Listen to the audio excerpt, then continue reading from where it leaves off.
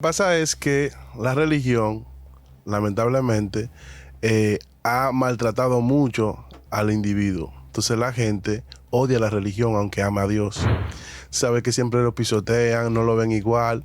Entonces cuando tú empiezas a crecer más en conocimiento, en la Biblia y todo eso, entonces ahí me dijeron de arriba, que yo era un brujo, que yo me juntaba con satánicos, que me fuera de ahí, que hablara eso en otro lado, que la serpiente literal era el enemigo de Adán en ese momento. De que la serpiente habló, porque la serpiente no tiene cuerdas vocales. Entonces, por eso es que tú ves hoy en día que hay personas que pueden estar súper en Dios, pero mañana, ¡pum!, caen. Porque su fe nunca fue firme, porque está fundamentada bajo una enseñanza estructurada o mal elaborada.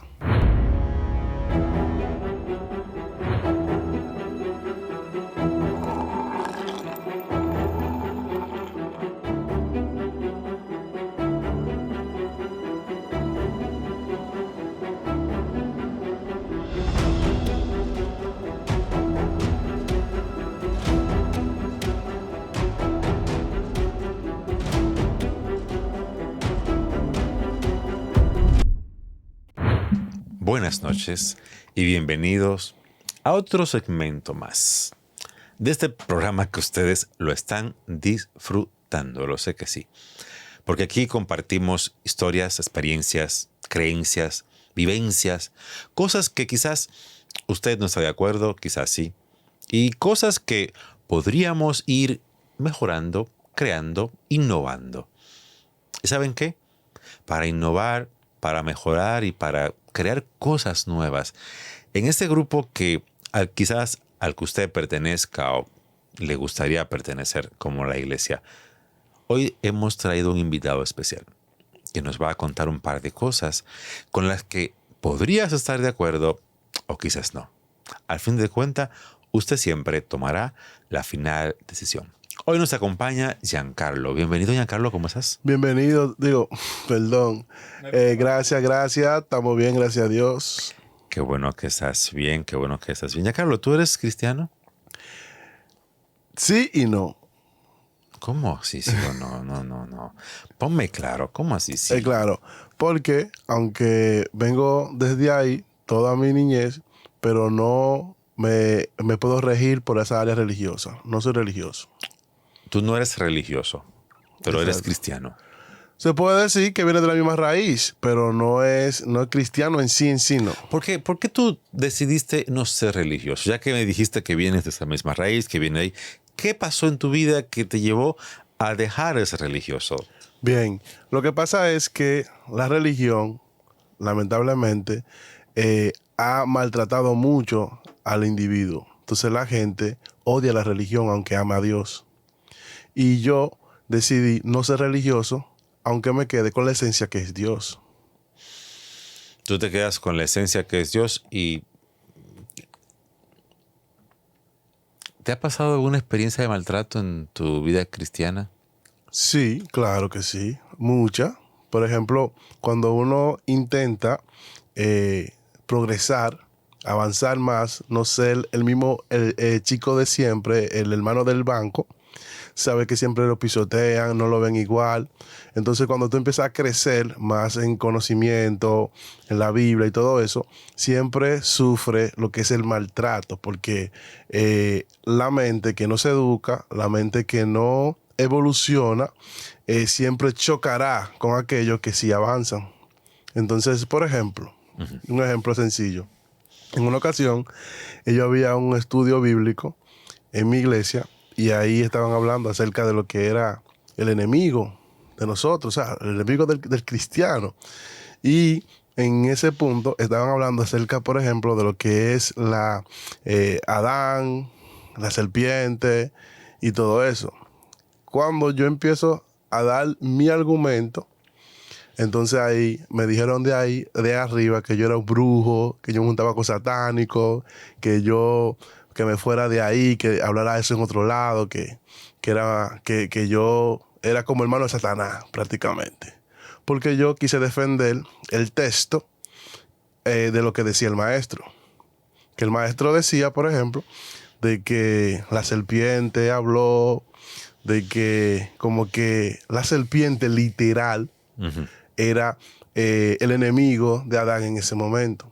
Ahí yo le quise explicar, bajo los conceptos culturales, a qué se estaba refiriendo sobre la serpiente y que no era literalmente que la serpiente habló, porque la serpiente no tiene cuerdas vocales.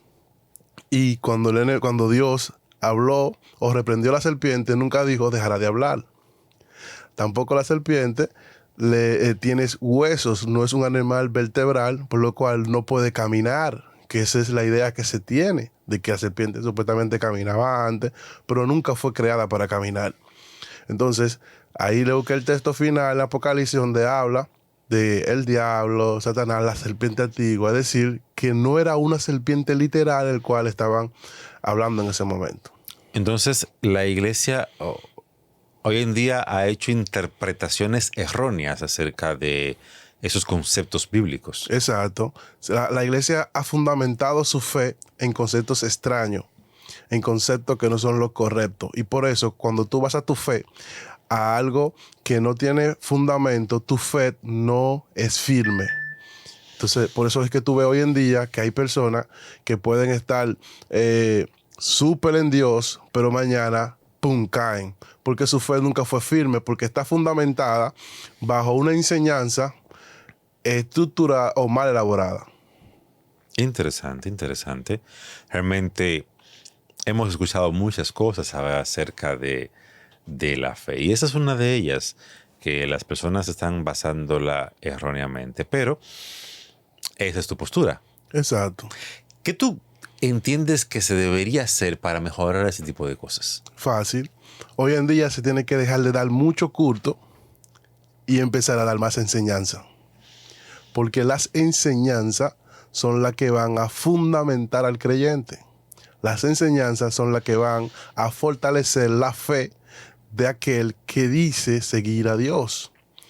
Pero los cultos lo que hacen es simplemente es alborotar lo que es la euforia, la adrenalina, ¿me entiendes? El ego, pero nunca fundamentan a nadie. Por eso es que tú ves personas que hablan mucha lengua, pero en su casa son personas que tienen una vida desastrosa, porque no tienen una buena enseñanza, no tienen una buena estructura, porque le están dando menos valor a la enseñanza y más valor a lo que es el culto. Hoy en día, mucha gente quiere ser pastor, otros quieren ser evangelista, pero es muy difícil que alguien te diga que quiere ser maestro. Abundan los demás ministerios, los demás de todo, pero nadie quiere fundamentarse en lo que realmente necesita, las enseñanzas. ¿Qué necesita la iglesia? Necesita lo que es invertir más en su educación. Hacer lo mismo que hacen en una concentración, donde ellos invierten para decoración, invierten para traer a un conferencista o a una persona que va a dar el mensaje, y para venir y traerlo y gozarse. Tiene que hacer lo mismo para educación. Vamos a traer artistas, vamos a traer un buen escenario, pero el mensaje central será la enseñanza, que es lo que va a educar al creyente. Ok. Realmente suena interesante eso que dices sobre la enseñanza hoy en día. Realmente se hacen muchos cultos. Exacto. Muchos Muchísimo. cultos. Demasiados cultos. Hay algunos que son de lunes a lunes. Sí. Bueno. Cuéntanos. ¿Qué otra cosa tú crees que podríamos hacer? ¿O qué otra cosa está pasando en la iglesia que tú dirías, bueno, eso realmente no debería ser así, debería cambiar? ¿Y por qué? Fácil. Tenemos que traer la iglesia de 10 años, la iglesia dentro de 10 años, traerla al presente de hoy. La iglesia dentro de 10 años. Exacto. O sea, una iglesia del futuro para acá. Exacto, la iglesia del futuro traerá al presente. ¿Cómo así?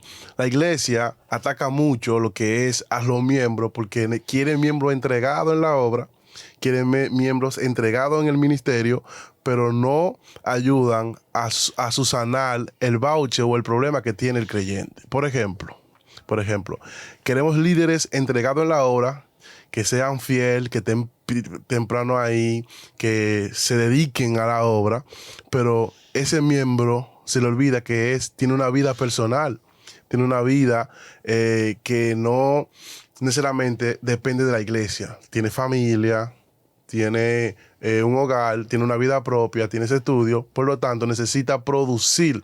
Entonces, todo el mundo quiere servir a Dios y entregarse a Dios, pero hay una necesidad que no se puede ignorar. Hay una necesidad que no se puede ignorar. Por lo tanto, yo quiero tener líderes entregados en la obra. Entonces, vamos a ayudar a que ese líder pueda subsanar ese voucher económico que tiene. O sea, yo no puedo simplemente pedirte que trabaje para la obra por amor al arte. Vamos a buscar la forma de que tú puedas tener un ingreso, que la iglesia te pueda subsidiar un ingreso, aunque no sea mucho. Pero cuando tú, por ejemplo, recibes del trabajo que hace en Dios, tú te entregas más, porque eso es lo que te afecta a trabajar en Dios. O sea, en la obra, en la iglesia. Si yo no produzco, en mi casa, mi familia sufre. Y lamentablemente, los trabajos de hoy en día ocupan muchas las horas del servicio. ¿Tú crees que las iglesias están capacitadas para poder hacer eso? O sea, yo veo que muchas iglesias el dinero nunca da. No sé qué pasa con el dinero. ¿Tú crees que es que el dinero, hay dinero para hacer eso? ¿O es que hay una malversación de los fondos? La iglesia tiene la capacidad para hacerlo. La iglesia nunca sufre una crisis. Nunca entra en crisis porque la iglesia no vive invirtiendo diario, pero sí vive recibiendo diario. Cada vez que hace servicio recibe. Por lo tanto, la iglesia tiene la capacidad. Ahora, si no tiene, escucha bien, si no tiene los recursos ella de fondo para hacer eso, puede crear los mecanismos necesarios para lograrlo. Por ejemplo, yo como pastor no tengo los recursos para dedicarle a cada líder, por ejemplo, un fondo. Yo reúno a los líderes y le digo, bueno, durante el mes yo le puedo entregar un día o 2 días al mes para que ustedes hagan un servicio y el dinero que se recoja es de ustedes. Te aseguro que esos líderes van a convertir de un día de nada, te lo van a convertir en un fiestón, porque ellos saben que de ahí pueden tener lo que es una ayuda. Entonces, no tenemos el recurso, el fondo en sí, pero te creo los mecanismos para que puedas buscar la ayuda de ahí mismo. Realmente son ideas muy, muy innovadoras, muy interesantes, que podrían modificar mucho lo que es la iglesia de hoy y quizás hasta hacerla crecer. Exacto. ¿Usted cree que realmente eso funcionaría? ¿Cree que en la iglesia de hoy se le puede dar más participación económica a los miembros y a los obreros? ¿Cree usted que el pastor está distribuyendo adecuadamente los fondos que entran a su iglesia? ¿Entiende que realmente estamos viendo las cosas como son? ¿O se está manipulando a la gente a través de malas interpretaciones de la Biblia? Déjenos los comentarios ahí acerca de esas y qué le pareció esta pequeña entrevista con este hermano que nos trae la iglesia del futuro. Gracias por estar con nosotros, gracias por escucharnos, gracias porque siempre nos deja sus comentarios. Gracias a usted por haber participado y espero que pronto volvamos a estar nueva vez. Gracias por la invitación y siempre a la orden, aquí estaremos. Buenas noches y bendiciones.